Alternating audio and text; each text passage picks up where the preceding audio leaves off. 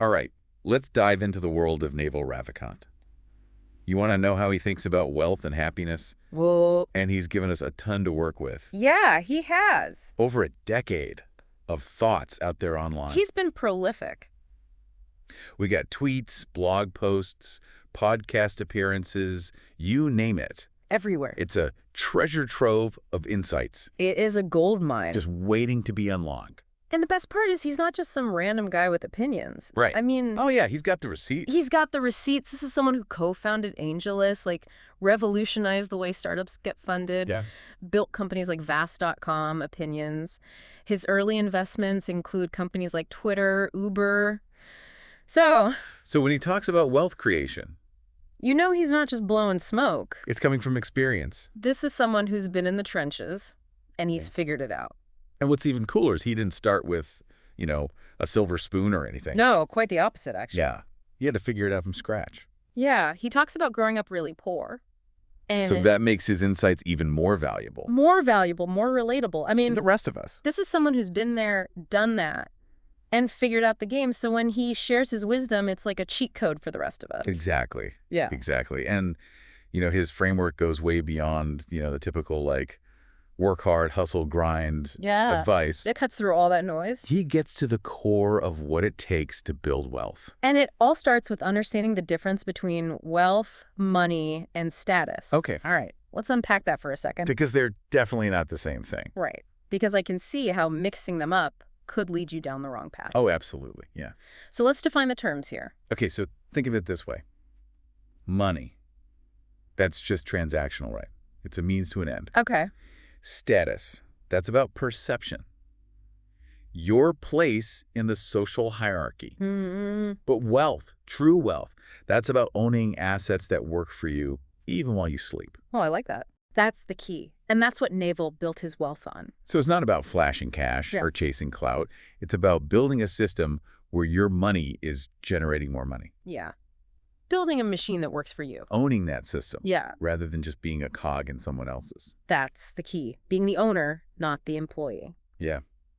I like it. I like it. Okay, so how do we get there?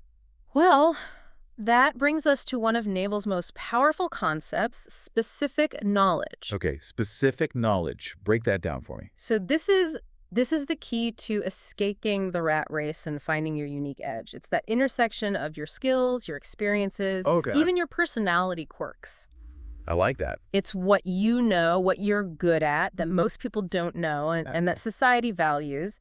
Naval argues that you can't be beaten at being yourself. Oh, that's a good one. And he uses the example of someone like Joe Rogan. Okay. Joe's carved out this niche, right? Right. That's totally his own thing. Yeah, that's his superpower. It's like nobody else can do Joe Rogan. Yeah.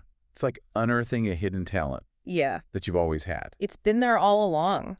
Well, You just got to find it. But how do you know if your specific knowledge is actually valuable? Right. Because I could be really passionate about, underwater basket weaving, Right. but Yeah.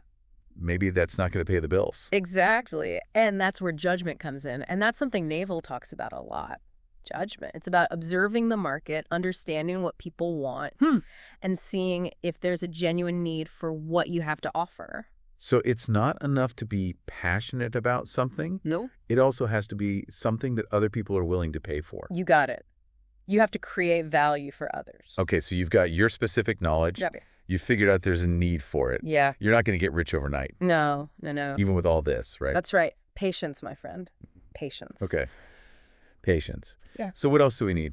Naval's a big, big believer in playing long-term games with long-term people. I love that. And this applies not only to business, but to relationships, reputation, really everything in life. Everything. He tells this great story about his long-term collaboration with Elad Gil, Oh, yeah, I've heard him talk about Elad. another super successful investor.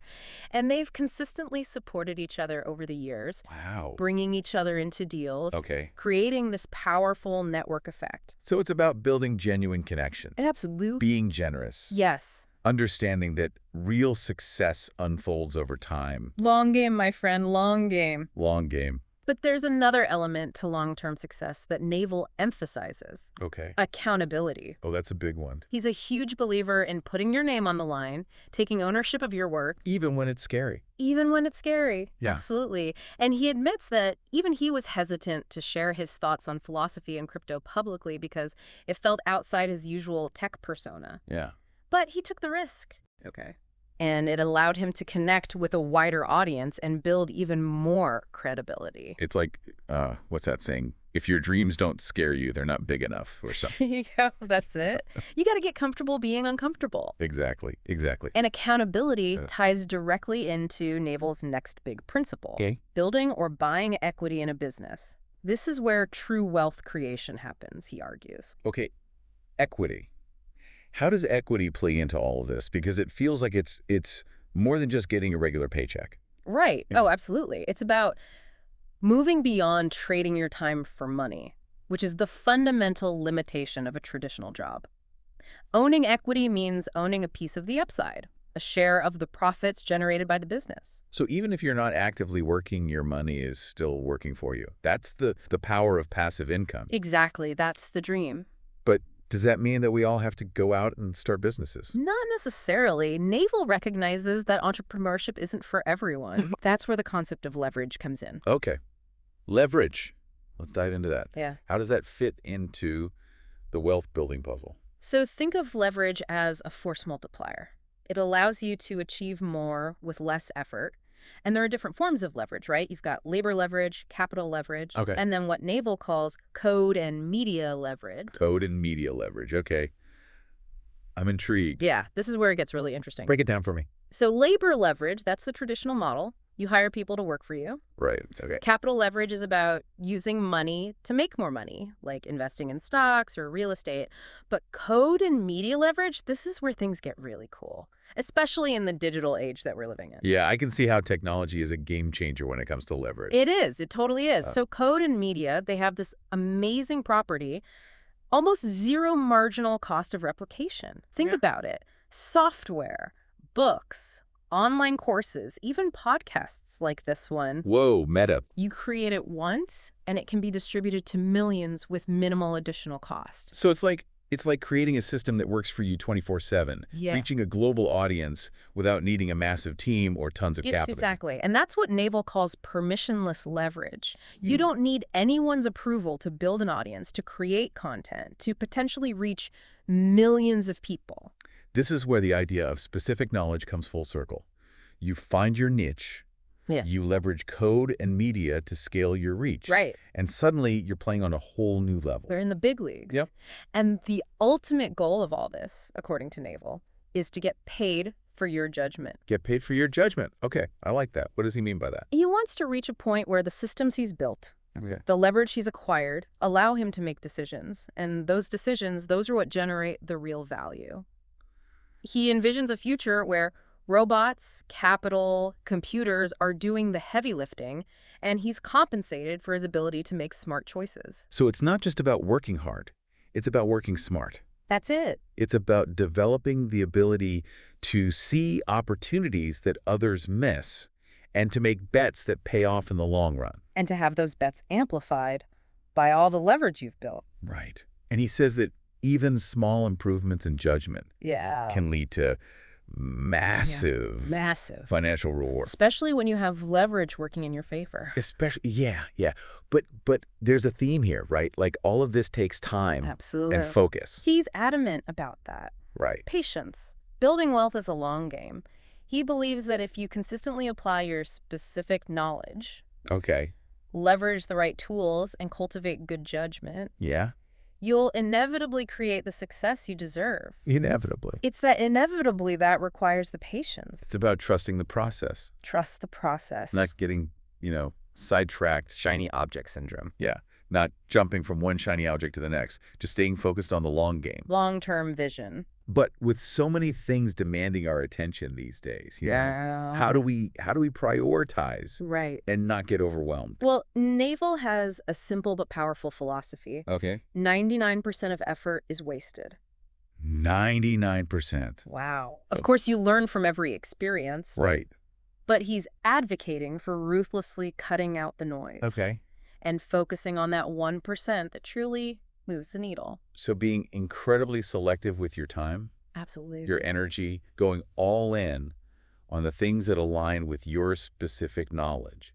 Yes. And your long-term goals, saying no to everything else. That's the hard part. Yeah, and that, It's a muscle you got to build. that requires a lot of self-awareness and discipline. Right. Most people never develop that. Okay, so we've covered a lot of ground here. Yeah, yeah. Specific knowledge, Check. long-term thinking, Accountability. accountability, Got it. equity, leverage, All important. judgment, patience, focus. The key ingredients. This is a powerful framework for anyone looking to build wealth. It is.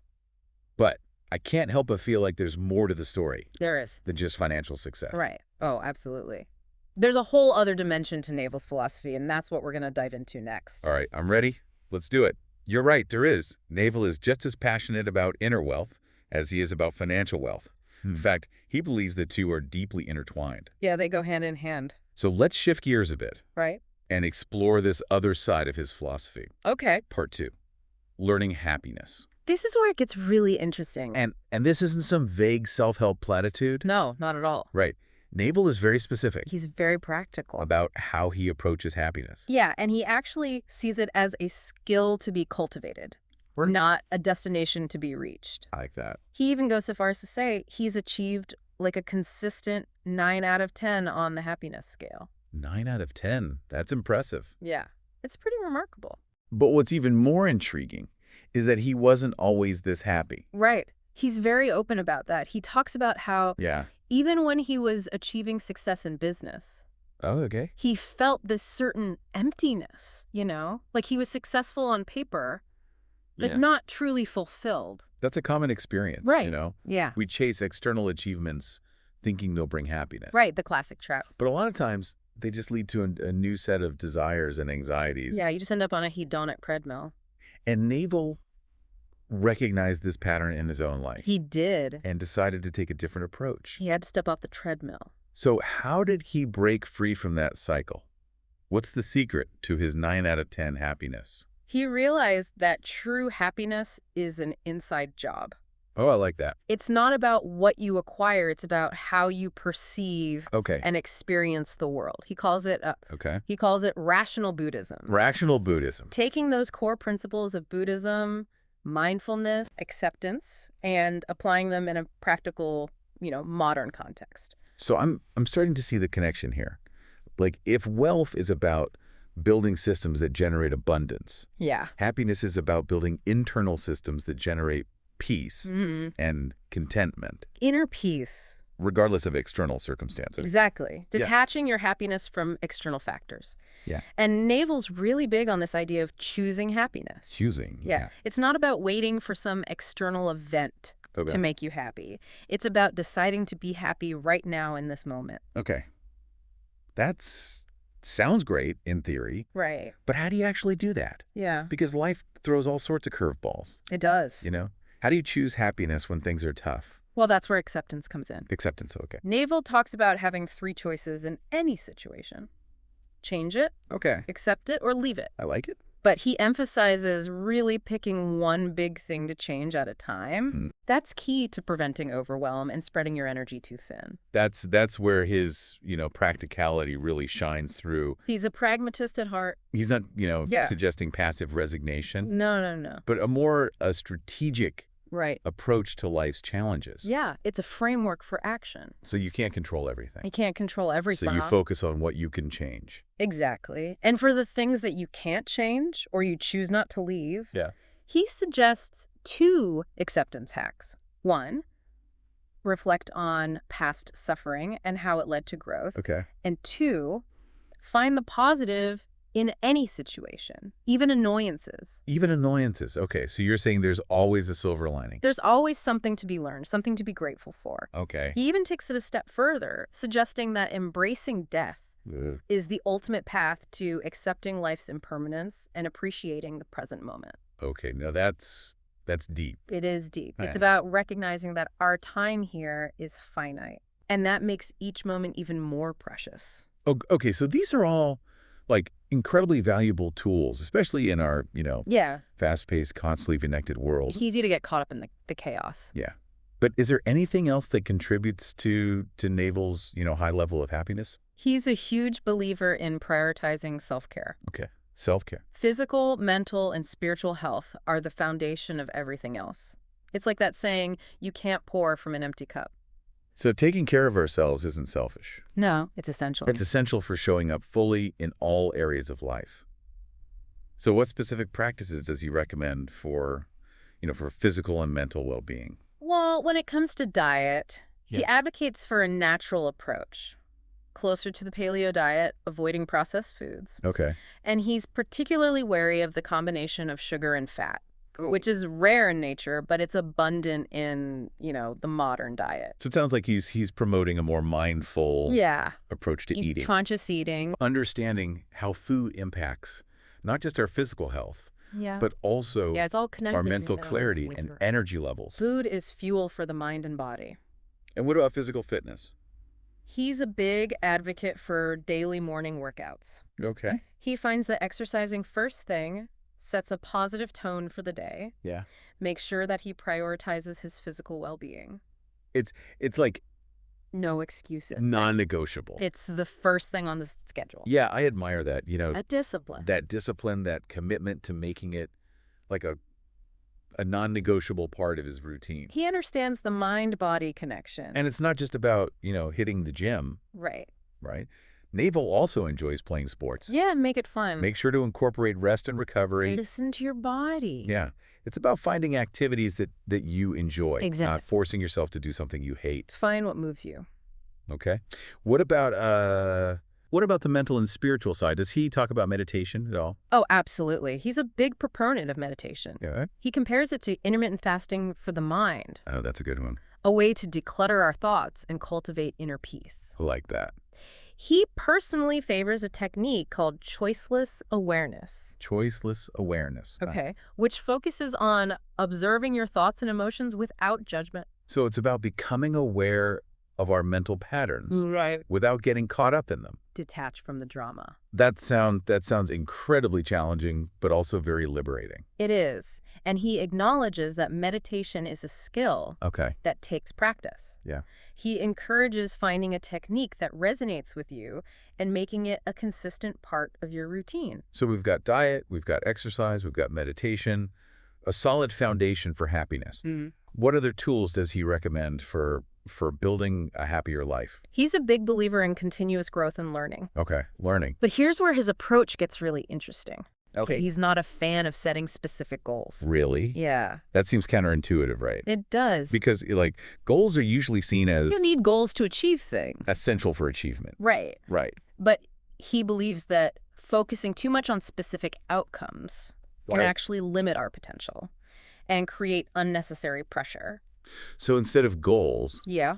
what does he suggest? He advocates for creating an environment where you're likely to succeed. Okay. He actually borrows a quote from Scott Adams, who said, "Set up systems, not goals." I see the wisdom in that.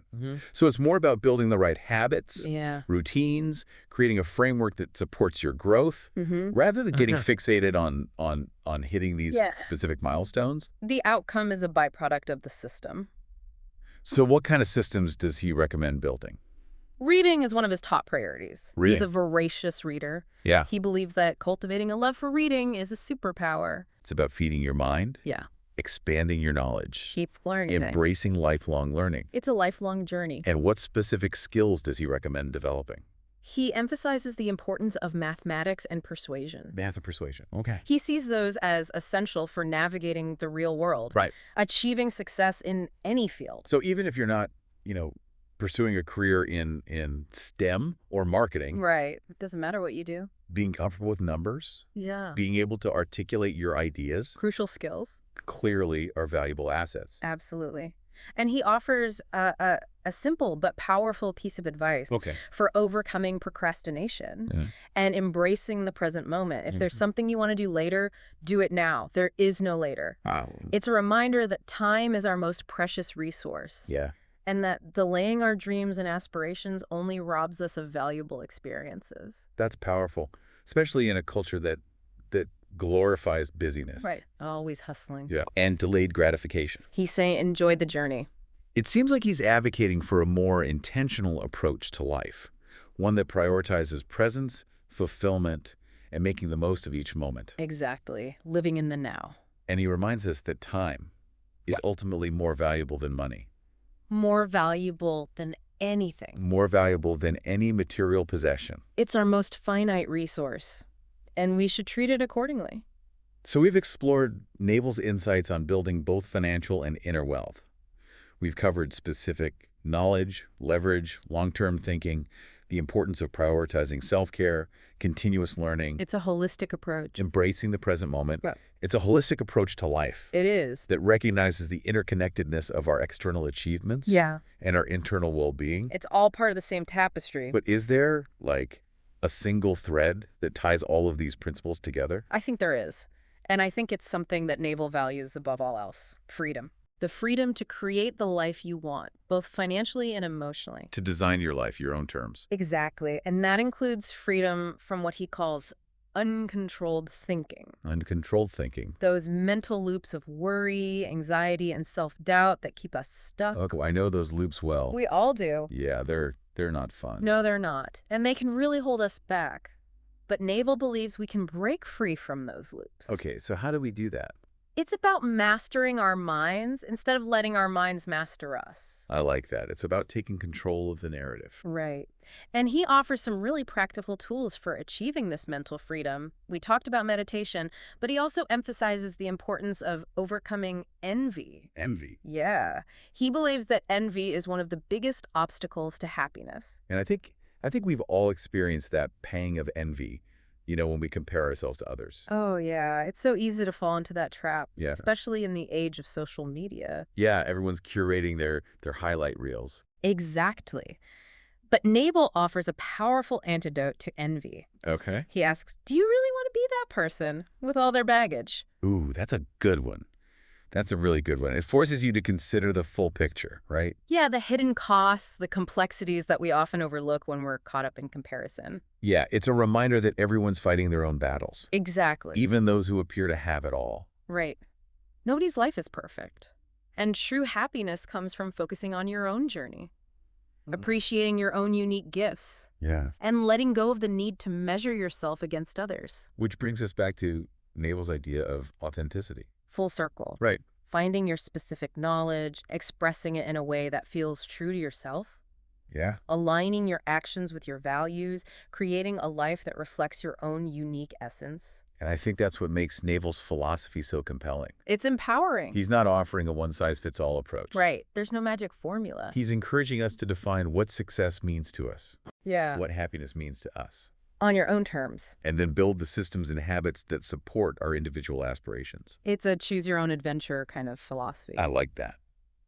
It's about taking ownership of your life, Absolutely. embracing the long game, Long game always. cultivating the inner resources, the patience, the discipline, the self-awareness that allow you to weather the inevitable storms Yeah. Life's going to throw you curveballs. and emerge stronger on the other side. And he reminds us that the journey itself, The journey is the reward. it's about finding joy in the process. Yeah. Of learning and growing even when things get tough. Even when things get tough. He asks this thought-provoking question. What if this life is the paradise we were promised? And we're just squandering it. Wow. Are we so focused on chasing, future happiness The someday syndrome. that we're missing the beauty Yeah. and abundance that's already present? In this moment. Yeah, that's a really good point. So Naval's approach is about It's a balancing act. it's a balancing act. Cultivating a deep appreciation for the present moment Okay. while simultaneously striving to create a better future for ourselves and for the world. It's a beautiful blend of pragmatism and idealism. He's a realist, but also an optimist. Yeah. He's grounded in reality, but he also holds this vision of what's possible What could be. when we align our actions Yeah. with our values and commit to living a life of purpose and meaning.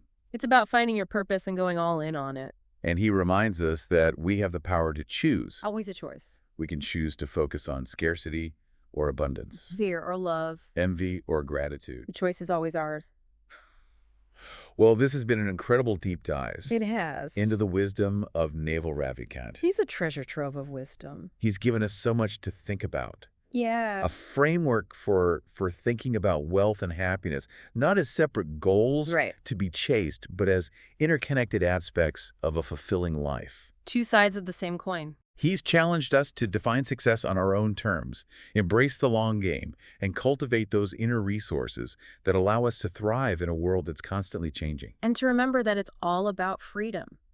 The freedom to choose, the freedom to create, the freedom to be ourselves. We hope this deep dive has sparked some new ideas for you, Yeah. inspired you to explore Naval's work further.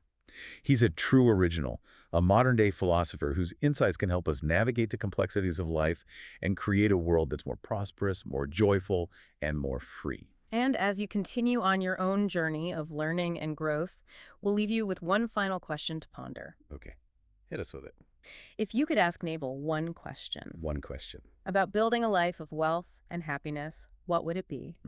Let that question guide you. Thanks for joining us on this deep dive. Yeah, we hope you found it valuable. Until next time, keep learning, keep growing, And keep diving deep. keep diving.